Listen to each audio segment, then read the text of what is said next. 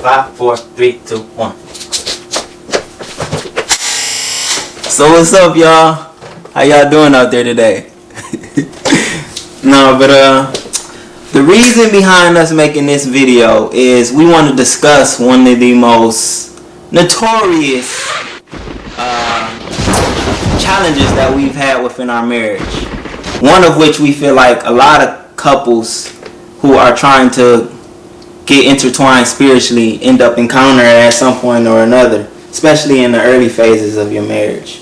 We 10 years deep as of right now, and some things have transpired throughout the years that has forced us to switch churches, and then other things that were more internal as far as just our own perception of what it should feel like to be in the church, and her ideals and my ideals, and just what we wanted from within the church, just trying to make those things fit together. So there's been a bit of complexity with this whole situation, and especially now with us not even being able to be doing what we were doing, which we're about to explain within this video,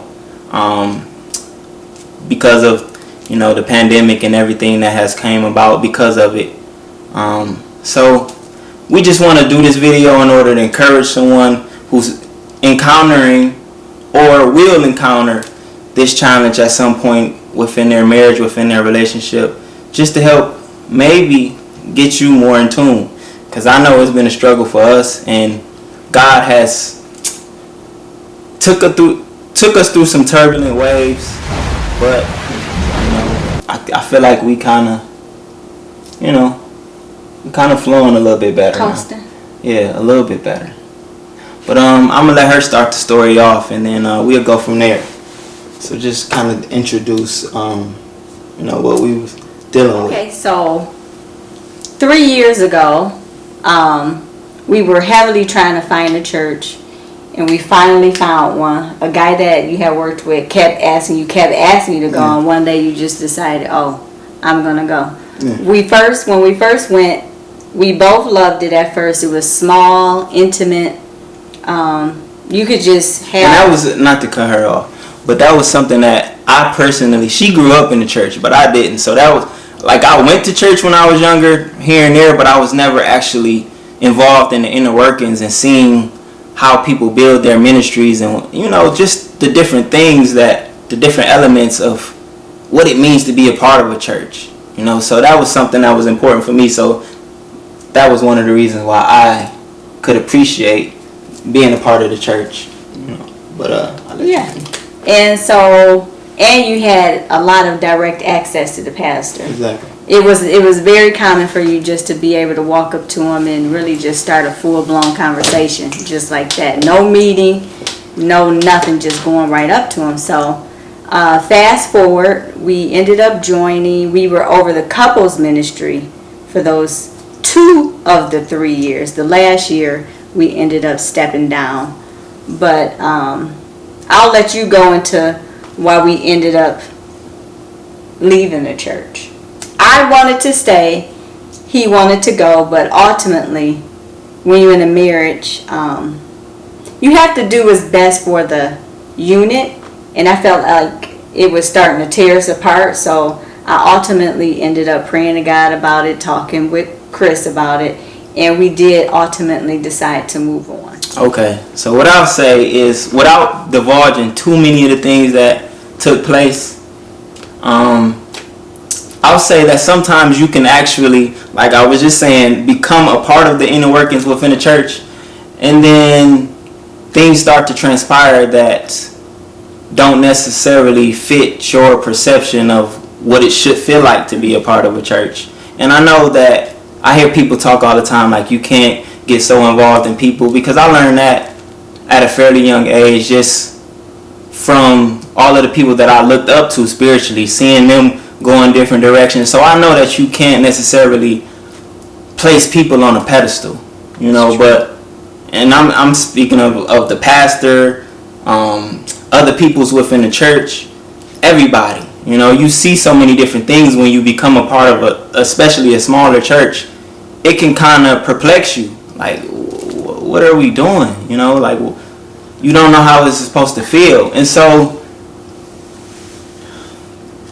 some things just got too close for comfort. That's what I'll just say. I won't go into details because I'm not trying to badger anyone or go too far. But some things just got too close for comfort. And in comparison to a lot of the other churches that we had been to, where the focal point was more about developing, like she said, we were in a couple ministry, but I really wanted to do something that developed us as individuals first, because I felt like we weren't necessarily had a lot of wisdom and understanding about each other as who we were as individuals to be able to really bring as much as I would feel like we could bring to a couples ministry if we understood each other better. And so it was just we helped a lot of people though. I mean, only God knows how many people that actually served. But the part of the journey that got weird for me is when we came to the pastor, we talked to him, we said that we were leaving the church, and at this time we hadn't really decided where else we were going to go, so she kept going to the church. And let me reverse that for a minute. Initially we both left the church and we said we were done. And then, like she said, I didn't have peace about it, you all. I have to tell you, even though we came to this decision to leave the church, I have to tell you, and as my husband said previously, I was raised in the church, but this experience at this church, I single-handedly learned the most about God in my whole life. Yeah. And I've grown the most from that experience, which is why I kept going. I kept going specifically to their Sunday morning special, and it just, the teacher taught out of a praise and worship book that we had to read, and we got exams and homework. It was just the teaching of the instructor, how they taught, and then what they were teaching out of that, it just allowed me to grow so much. And I know you can see the evidence of it because you've told me exactly that. And that's the point that I'm trying to make. It's always interesting what God does, you all. I'm telling you, because that was interesting. And that is the main point that I want to make to you guys, as far as me saying that I felt like we hadn't developed as couples as much as we needed to, or should I say as individuals, in order to be over like a couples ministry. Because the exact thing that she's saying, initially when she decided to go back to the church, I'm looking at her like, you a man, like, come on, like, you serious? We done went to the pastor, we done made this proclamation together, and now you backstepping. It's gonna make me look stupid. And then the Lord really had to bring me out of that mindset where I can't be thinking about how people are gonna look at us or look at me, because we were in a healthy place as far as our journey together and just really trying to understand each other. And I could, like she said, I could see the evidence in her as an individual. I didn't feel like it was fruitful for me so much because of some of the things that's in my heart in regards to ministry. I feel like I wasn't developing any further than where I was. So that was like a hard situation, because you see your wife getting some fruit from it and she growing, but you as a man, like, okay, Lord, I'm just going. I don't feel like I'm really gaining any access to any type of resources or any type of teachings that you could really development within me as a man and as a husband, as a nephew, as a son. Like, I just really didn't feel like I was really getting all those elements. And so, like I said, after I came down and I was mad, we were mad, we started going to this other church together. And that's the one that we had currently been going to before the pandemic started. And it was cool. We were still still undecided though if we wanted to join. I wasn't all the way there, but I wasn't totally against it. I just was really trying to take my time and make sure that we don't repeat the same thing over and over. Just checking to see if some of the things that were present last time didn't follow us this time. That way we can really concretely say this is where we want to be and this is where we're going to plant our roots at and really grow no matter what. and just grow. And what I'll add to what she said is that I started going to a class, and I'm not going to say that it substantially was giving me the things that I was looking for, but what I liked about the church that we were going to at this point is that it was more, what's the word I'm looking for? It was more uniformed. No, just as far as there was just it was more of a balance, I think. And the main thing for me is the church that we were going to was almost holistically, or no, that's not the word I'm looking for. It was almost totally me, us, black people. Okay. You know, and I want to see different kind of people because I want to be able to relate to other people's backgrounds. I want to be able to have an understanding of other people's perspective, and I feel like we were becoming so locked into just our perception of the world. People who come from the same background, have the same experiences, and we all see life through the same lens. I feel like you can't grow when you see life one way. You have to be able to understand, because I feel like even in the church that we were going to before, that was a little more ethnically diverse. We were in small groups, and I was just but that church was nothing but white, and like we were the only black people. But I felt like which is nothing wrong with it, but for me, gender, race, and ethnic diversity is not the main culprit of why I attend a church. The culprit for me for really attending a church and really throwing myself into it is how much I'm able to learn about God and see myself in the full spectrum and where I belong in the body of Christ. And that leader or appointed leaders are helping me to understand my purpose and everything that God has for me. I don't really pay attention to those elements. I mean, for me, I don't pay attention. And for me, like honestly, it's hard for me to receive one thing. Like the church that we were in, you were never going to see any kind of other faces because the approach was to us. Yeah, and I get it, because I love all cultures too. So I'm more of a person who I don't see life that way. I just don't. I mean, I understand the concept of people taking pride in who they are and all these different things, but I feel like if we all under God, you have to be able to open your mind to how other people think and to where other people come from, because everybody don't have the same struggles. And so that was just difficult for me because I was only feeling like I was getting one thing, and that's not me as a human being. I've never looked at life that way. So that was just something that was totally discouraging. But like I said, the thing that I had to really fall back on, and the reason why we came to the conclusion that we had come to at that point, for her to go to her class in the morning, I went to the class that I was going to. Guys, we really made it work. And this is what I love about us, is that